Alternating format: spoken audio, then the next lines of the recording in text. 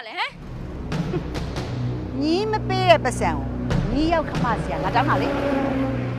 သူမရဲ့ထိမ့်သိမ်းထားရတယ်လှုပ်ဝက်ချက်ကိုသိမ်းထားရတယ် ဖောက်ချလိုက်တယ်ဘဝတစ်လျှောက်လုံးပြောထားတဲ့ဟာတဲ့ကျမတူမမိုးတီတာ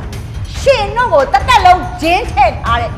တည်တစ်ခုကျမပေးတာကြီးပဲဒီဟာကိုဟွာဖြစ်တယ်ပြီးလို့ရှင်တာကြီးပဲခေါ်တယ်အဲ့လိုမျိုးမကောင်းပါဘူး